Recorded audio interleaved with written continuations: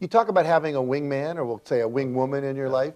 Talk about why that's so important. Well, if you look at the concept really comes from the military, and a lead pilot in the Air Force has a wingman on each side to watch their back. For those people who served in Vietnam, when you're in the jungle, you always had a wingman behind you.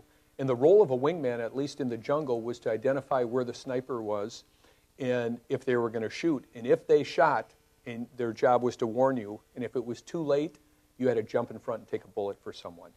Well, you know, in many ways, business can reflect what goes on in war, and we all need wingmen or wingwomen to watch our back.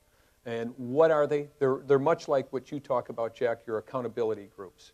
And again, they've got to be people who know, like, and trust you and really want you to succeed. I've been very fortunate in my life. I have a dozen really close wingmen and wingwomen in my life.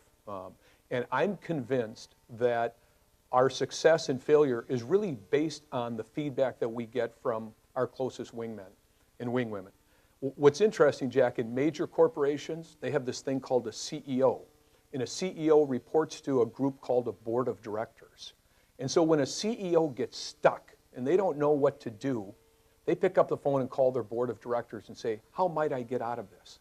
You know, most of us don't do that. Most of us feel like we're independent, hustling street rats out there running around, and we don't go out and ask people, say, hey, would you be my wingman? Would you be my wingwoman? I need someone to help give me clarities as I go through these challenges of business and life. So it's made all the difference in my world. I know you talk about it a lot with your accountability groups, and I'd advise everybody to have your set of wingmen or wingwomen to help you through whatever it is in life. Give us, what's the 30-second pitch to a potential wing person? Here you